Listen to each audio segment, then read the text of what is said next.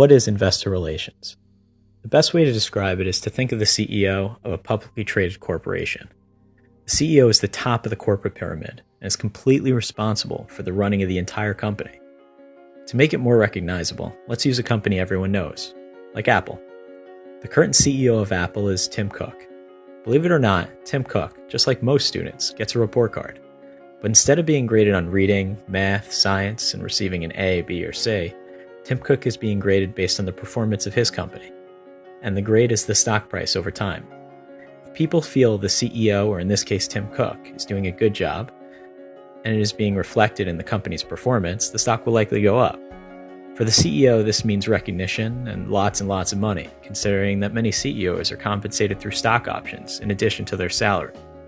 As the price of the stock increases, so does the value of those options. However, if investors don't have faith in the CEO to increase the value of the firm or believe the CEO is taking the company in the wrong direction, then it is likely the stock price will decrease. When this occurs, in many cases, the CEO's compensation will go far down, and if it happens over a long enough period of time, the CEO can even be fired or forced to resign.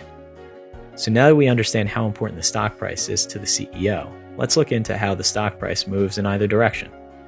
The stock price moves higher or lower due to the economics of supply and demand.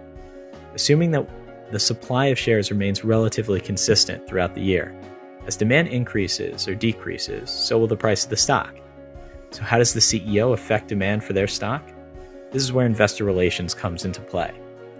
Though many small and micro-cap public companies may have a dual-role CFO or investor relations manager or officer, most mid-cap and larger corporations have a dedicated investor relations team, ranging from one individual to upwards of 10. The purpose of this investor relations team is twofold. The first major responsibility for the investor relations team is to build demand for the stock.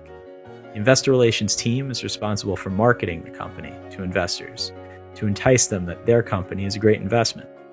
One can accomplish this by proactively reaching out to investors, going to investor events, holding meetings with investors, which typically hold stock of companies like yours, and answering the waterfall of investor questions, which will come into your office from potential shareholders.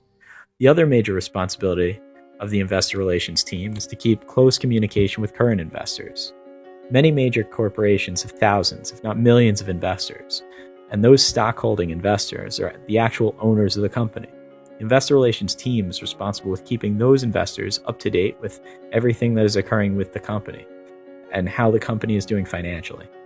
By keeping the current investors well informed on the company, the investor relations team would hope to stem any potential selling and entice further buying of the stock from current owners or stockholders. The investor relations team is an integral part of any publicly traded corporation and typically answers directly to the CEO or CFO.